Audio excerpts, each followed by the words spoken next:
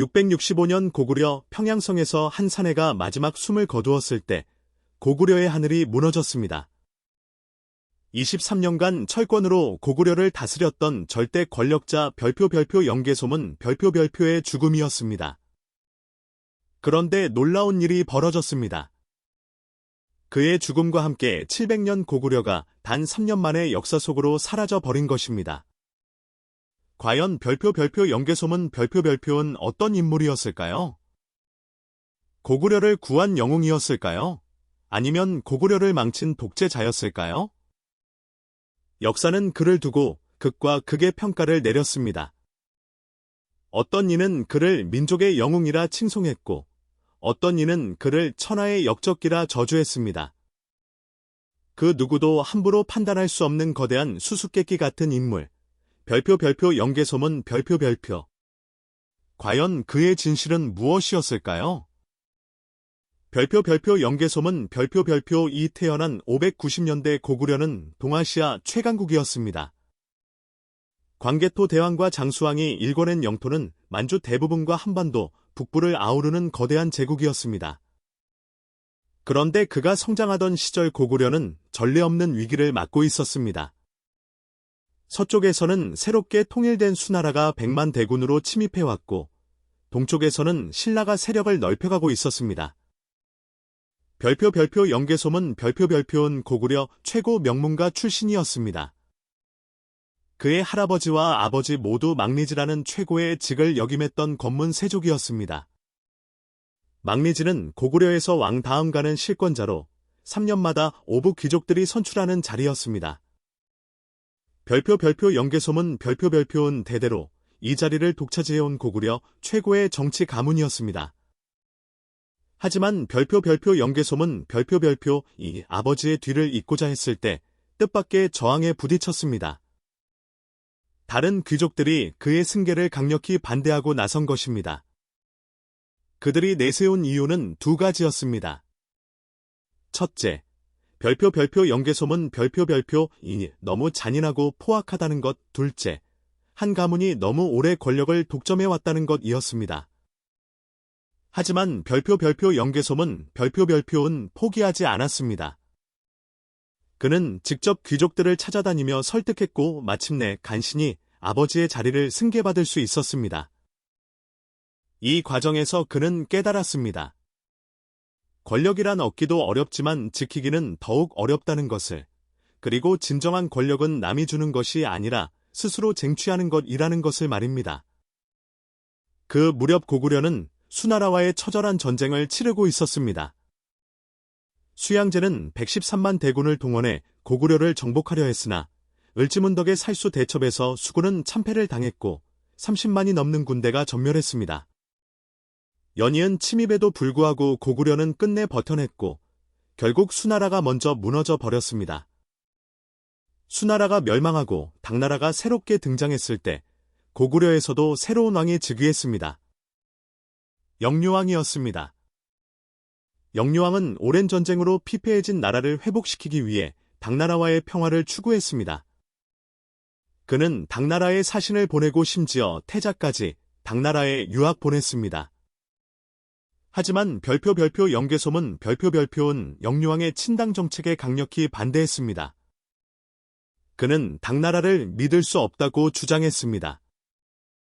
당태종은 서쪽으로 고창국을 멸망시키고 북쪽으로 돌고를 굴복시키며 팽창 정책을 계속하고 있었습니다. 다음 차례는 당연히 고구려일 것이었습니다. 별표 영계소문 별표의 예상은 적중했습니다. 631년 당나라는 고구려가 수와의 전쟁에서 승리한 것을 기념하는 경관을 헐어버렸는데 이는 명백한 도발이었습니다. 641년에는 진대덕이라는 사신을 보내 고구려의 정세를 염탐했는데 이는 전쟁의 전조였습니다. 위기감을 느낀 고구려는 서쪽 국경에 천리장성을 쌓기 시작했습니다. 그리고 영유왕은 별표 영계소문 별표를 천리장성 건설의 총책임자로 임명했습니다. 이는 표면적으로는 중요한 임무를 맡긴 것이었지만 실제로는 별표 영계소문 별표를 평양에서 멀리 떨어뜨려 그의 영향력을 약화시키려는 의도였습니다. 영유왕과 친당파 귀족들은 더 나아가 별표 영계소문 별표를 아예 제거하기로 결심하고 은밀히 암살 계획을 세웠습니다. 하지만 이 계획은 별표 영계소문 별표에게 발각되고 말았습니다. 642년 10월 운명의 날이 왔습니다. 별표 영계소문 별표은 천리장성 공사장에서 갑자기 평양으로 돌아왔습니다. 그리고 군사 사열식을 한다는 명목으로 귀족들을 평양성 남쪽 들판으로 불러 모았습니다. 영유왕을 비롯해 180여 명의 귀족들이 모였습니다. 그런데 사열식이 시작되자 갑자기 별표 영계소문 별표의 부하들이 귀족들을 에워쌌습니다. 칼이 번뜩였고 피가 튀었습니다. 180여 명의 귀족들이 한순간에 목숨을 잃었습니다.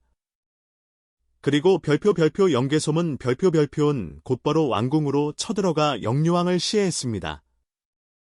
왕을 죽인 별표 영계소문 별표는 영유왕의 조카인 장을 새로운 왕으로 세웠는데 바로 고구려의 마지막 왕 보장왕이었습니다. 그리고 자신은 대망리지라는 새로운 관직을 만들어 고구려의 실권을 장악했습니다. 이 사건은 단순한 쿠데타가 아니었습니다. 고구려 귀족 정치의 종말이었고 별표 영계소문 별표 개인 독재의 시작이었습니다. 그는 왕조차 자신의 꼭두각시로 만들었습니다. 고구려 건국 이래 처음 있는 일이었습니다. 별표 영계소문 별표의 집권 소식을 들은 당태종은 분노했습니다. 그는 고구려의 백성을 위로하고 별표 영계소문 별표를 처벌하겠다는 명분으로 고구려 침입을 선언했습니다. 645년 당태종은 직접 20만 대군을 이끌고 고구려로 쳐들어왔습니다. 이때부터 별표 영계소문 별표의 진가가 드러났습니다. 그는 단군의 공격에 차분하게 대응했습니다. 요동성과 배암성이 연이어 함락되는 위기 상황에서도 흔들리지 않았습니다. 그리고 마침내 안시성에서 당태종을 막아섰습니다. 안시성 전투는 별표 영계소문 별표의 최고 걸작이었습니다. 그는 성주 양만춘에게 성을 맡기고 자신은 고연수와 고혜진이 이끄는 15만 구원군을 보냈습니다. 당태종은 안시성을 포위하고 거대한 토산을 쌓았지만 오히려 그 토산을 고구려군에게 빼앗기는 굴욕을 당했습니다. 2개월 넘게 안시성을 공격했지만 함락시키지 못한 당태종은 결국 겨울이 다가오자 철수를 명령했습니다. 동아시아 최강의 군주가 고구려 한 성 앞에서 무릎을 꿇은 것입니다. 당태종은 죽을 때까지 이 패배를 잊지 못했고 유언으로 다시는 고구려를 치지 말라고 남겼을 정도였습니다. 하지만 별표 영계소문 별표의 승리는 여기서 끝나지 않았습니다. 647년 당나라가 다시 침입해왔을 때도 막아냈고 648년에도 655년에도 계속해서 승리했습니다. 별표 영계소문 별표이 살아있는 동안 당나라는 고구려를 정복하지 못했습니다. 별표 영계소문 별표의 군사적 천재성은 단순히 방어에만 그치지 않았습니다. 그는 적극적으로 백제, 말갈과 연합하여 신라를 압박했습니다. 643년 신라의 김춘추가 고구려에 와서 백제를 함께 칠 것을 제안했을 때 별표 영계소문 별표은 이를 거절했습니다. 대신 중령 서북쪽 땅을 넘겨달라는 터무니없는 요구를 했습니다. 김춘추는 분노했지만 어쩔 수 없었습니다. 그는 고구려를 떠나 당나라로 향했고 거기서 나당 연합을 결성했습니다. 별표 영계소문 별표의 이 결정은 훗날 고구려 멸망의 원인이 되었다는 비판을 받지만 당시 상황에서는 나름의 논리가 있었습니다. 별표 영계소문 별표 이 보기의 신라는 믿을 수 없는 상대였습니다. 신라가 백제를 멸망시킨 후에도 고구려와 우호적으로 지낼 리 없었습니다. 오히려 더 강해진 신라가 고구려를 위협할 가능성이 높았습니다. 그렇다면 차라리 백제와 함께 신라를 견제하는 것이 나았습니다. 별표 영계소문 별표의 대외 정책에는 일관된 철학이 있었습니다. 바로 고구려 중심의 동아시아 질서를 유지하는 것이었습니다.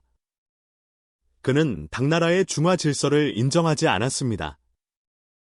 고구려는 당나라와 대등한 제국이어야 했습니다. 이러한 별표 영계소문 별표의 사상은 그의 종교 정책에서도 드러났습니다. 그는 당나라에서 도교 도사들을 불러들여 도교를 적극 장려했습니다. 반면 불교는 상대적으로 소홀히 했습니다. 이는 단순한 종교적 선호가 아니었습니다. 불교는 왕실을 뒷받침하는 호국 이데올로기였는데 별표 영계소문 별표은 이를 약화시켜 왕권을 더욱 무력화하려 했던 것입니다. 별표 영계소문 별표의 이런 정책 때문에 후대 불교계에서는 그를 매우 부정적으로 평가했습니다. 승려 이련이 쓴 삼국유사에는 별표 영계소문 별표 이수나라 장수가 고구려를 망치기 위해 환생한 존재라는 기록까지 나옵니다. 하지만 이는 불교적 편견이 반영된 것으로 봐야 합니다. 별표 영계소문 별표의 내정은 어떠했을까요? 23년간의 장기 집권 동안 그는 고구려를 철권으로 다스렸습니다. 그는 자신에게 반대하는 세력을 가차없이 제거했습니다. 심지어 안시성의 성주도 원래는 별표 영계소문 별표의 정적이었다고 전해집니다. 하지만 별표 영계소문 별표은 동시에 유능한 통치자이기도 했습니다. 그는 고구려의 군사력을 재정비하고 외교 정책을 일원화했습니다. 분열되어 있던 귀족 세력을 통합하고 강력한 중앙 집권 체제를 구축했습니다. 이러한 개혁이 없었다면 고구려가 당나라의 계속된 침입을 막아낼 수 없었을 것입니다. 별표 영계소문 별표은 개인적으로도 매력적인 인물이었습니다. 중국 기록에도 용모가 웅장하고 의기가 호방했다고 전해집니다. 그는 뛰어난 무예로도 유명했습니다. 몸에 칼 5자루를 차고 다녔는데 좌우 사람들이 감히 쳐다보지 못할 정도로 위험이 있었다고 합니다. 그의 카리스마는 적들조차 인정할 정도였습니다. 송나라의 왕안석은 당태종이 고구려를 정복하지 못한 이유가 무엇이냐는 황제의 질문에 별표 영계소문 별표 이 비상한 인물이었기 때문이라고 대답했습니다. 적국 중국에서도 그를 영웅으로 인정한 것입니다. 하지만 별표 영계소문 별표에게도 치명적인 약점이 있었습니다. 바로 후계 구도였습니다. 그는 세 아들 연남생, 연남권, 연남산에게 권력을 세습시키려 했는데 이는 고구려의 전통적인 귀족 연합 정치와는 맞지 않는 것이었습니다. 660년 백제가 나당 연합군에 의해 멸망하자 고구려는 완전히 고립되었습니다. 별표 영계소문 별표은 더욱 강경하게 저항했지만 상황은 악화되어만 갔습니다. 국력은 장기간의 전쟁으로 피폐해졌고 외교적 고립은 심화되었습니다. 665년 마침내 별표 영계소문 별표 이 세상을 떠났습니다. 그의 나이 대략 70세였습니다. 그는 죽기 전 세 아들에게 물고기가 물을 떠나면 죽듯이 너희도 서로 떨어지면 안 된다는 유언을 남겼습니다. 하지만 이 유언은 지켜지지 않았습니다. 별표 영계소문 별표 이 죽자마자 세 아들 사이에 권력 다툼이 벌어졌습니다. 처음에는 장남 연남생이 대망리지가 되어 권력을 이어받았습니다. 하지만 그는 아버지 별표 영계소문 별표만큼의 카리스마나 정치력이 없었습니다. 연남권과 연남사는 형을 몰아내기 위해 정변을 일으켰습니다. 연남생은 국내성으로 도망쳤다가 결국 당나라에 투항하고 말았습니다. 그는 고구려의 내부 사정을 당나라에 상세히 알려주었고 고구려 공격에 앞장섰습니다. 별표 영계소문 별표의 동생 연정토도 신라에 투항했습니다. 그는 자신이 관할하던 12개 성을 신라에 바쳤습니다. 연씨 가문이 스스로 고구려를 배신한 것입니다. 668년 나당 연합군이 마지막 총공격을 가해왔습니다. 연남권은 끝까지 평양성을 지키려 했지만 연남사는 보장왕과 함께 항복해버렸습니다. 결국 평양성이 함락되고 고구려는 멸망했습니다. 별표 영계소문 별표의 죽음 후 단 3년 만에 700년 고구려가 사라진 것입니다. 과연 이것은 우연일까요? 만약 별표 연개소문 별표이 조금 더 오래 살았다면 고구려의 운명은 달라졌을까요? 많은 역사가들은 별표 연개소문 별표의 독재가 고구려 멸망의 원인이라고 봅니다. 그의 강경 정책이 외교적 고립을 초래했고 권력 세습이 내분을 일으켰다는 것입니다. 또한 그의 잔혹한 통치가 민심을 잃게 했다고 주장합니다. 하지만 다른 시각도 있습니다. 별표 연개소문 별표이 아니었다면 고구려는 이미 645년에 멸망했을지도 모릅니다. 당태종의 1차 침입 때부터 고구려는 존망의 기로에 서 있었습니다. 별표 연개소문 별표의 강력한 리더십이 있었기에 20여 년을 더 버틸 수 있었던 것입니다. 별표 연개소문 별표의 대외 정책도 재평가해 볼 필요가 있습니다. 당시 동아시아 정세에서 고구려가 선택할 수 있는 길은 많지 않았습니다. 당나라에 굴복하느냐, 끝까지 저항하느냐 둘 중 하나였습니다. 별표 연개소문 별표은 굴복보다는 저항을 선택했습니다. 비록 결과적으로 실패했지만 그의 선택이 반드시 잘못되었다고 할 수는 없습니다. 별표 연개소문 별표에 대한 평가는 시대에 따라 극적으로 달랐습니다. 고려와 조선 시대에는 왕을 죽인 역적으로 비난받았습니다. 유교적 관점에서 신하가 임금을 죽이는 것은 용서받을 수 없는 대역죄였기 때문입니다. 하지만 일제강점기에 들어와서는 평가가 180도 바뀌었습니다.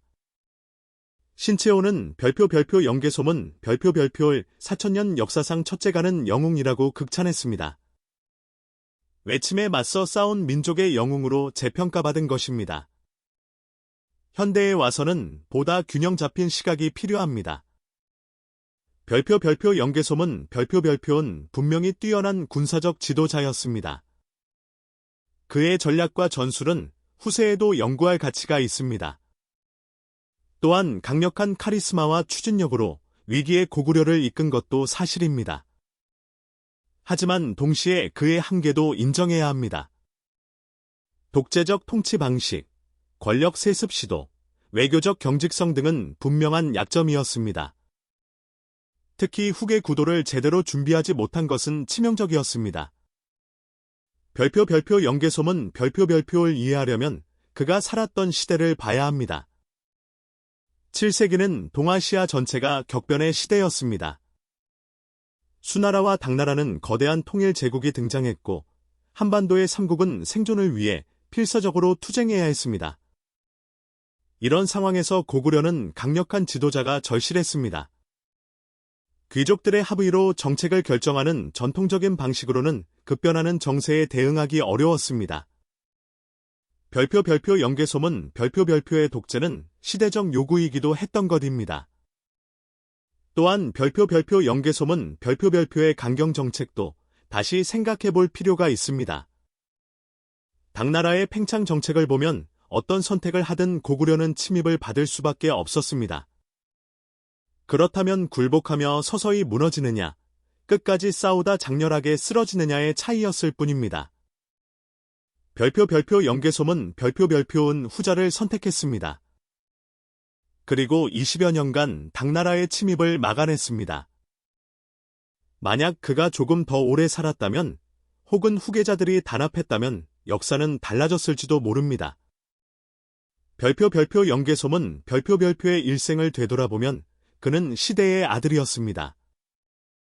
그 누구보다 고구려를 사랑했고 고구려의 영광을 지키려 했습니다.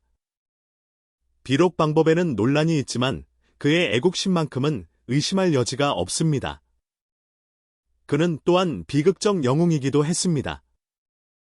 개인적으로는 탁월한 능력을 가졌지만 시대적 한계를 극복하지는 못했습니다. 그의 꿈이었던 고구려, 제국의 부활은 결국 이루어지지 않았습니다.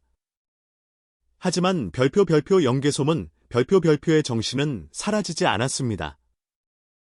고구려 멸망 후에도 건모잠, 대조영 같은 인물들이 그의 뜻을 이어받았습니다.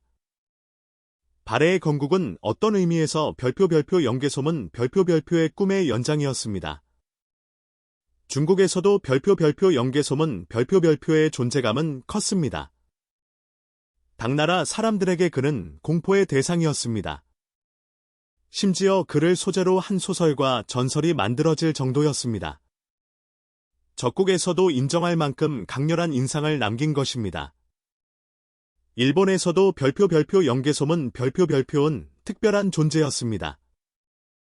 당시 기록의 당나라에는 위징, 고구려에는 별표 연개소문 별표, 백제에는 성충, 신라에는 김유신이 있어 각기 그 나라의 중거이였다고 평가했습니다. 동아시아 사국의 대표 인물 중 하나로 꼽힌 것입니다. 별표 연개소문 별표를 둘러싼 논쟁은 오늘날까지도 계속되고 있습니다. 그를 영웅으로 보느냐, 독재자로 보느냐는 단순히 역사적 평가의 문제가 아닙니다. 그것은 우리가 어떤 가치를 중시하느냐의 문제이기도 합니다. 만약 국가의 독립과 자주성을 최우선 가치로 본다면 별표 연개소문 별표는 분명히 영웅입니다. 외침에 굴복하지 않고 끝까지 싸운 그의 모습은 감동적입니다. 하지만 민주주의와 인권을 중시한다면 그의 독재와 폭정은 비판받아 마땅합니다. 아마도 별표 연개소문 별표의 진실은 그 중간 어디엔가 있을 것입니다. 그는 완벽한 영웅도 단순한 독재자도 아니었습니다. 시대의 한계 속에서 최선을 다했지만 결국 한계를 극복하지 못한 비극적 인물이었습니다. 별표 연개소문 별표 이 우리에게 남긴 교훈은 무엇일까요? 첫째, 강력한 리더십의 중요성입니다. 위기의 시대에는 결단력 있는 지도자가 필요합니다. 둘째, 권력의 제도화입니다. 개인의 능력에만 의존하는 체제는 위험합니다. 셋째, 균형 잡힌 외교 정책입니다. 지나친 강경도, 지나친 유화도 바람직하지 않습니다. 별표 연개소문 별표의 이야기는 아직 끝나지 않았습니다. 우리가 그를 어떻게 기억하느냐에 따라 그의 의미는 계속 변화할 것입니다. 중요한 것은 선입견 없이 그를 이해하려 노력하는 것입니다.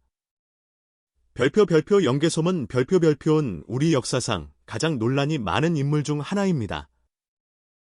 하지만 그만큼 매력적인 인물이기도 합니다. 그의 삶은 인간의 한계와 가능성을 동시에 보여줍니다. 권력의 정점에 올랐지만 결국 무너진 그의 모습에서 우리는 역사의 무상함을 느낍니다. 665년 평양성에서 마지막 숨을 거둔 별표 연개소문 별표. 그의 죽음과 함께 고구려의 운명도 결정되었습니다. 하지만 그가 보여준 불굴의 의지와 조국에는 오늘날까지도 우리에게 감동을 줍니다. 과연 별표 연개소문 별표는 독재자였을까요? 영웅이었을까요? 이 질문에 대한 답은 여러분의 몫입니다.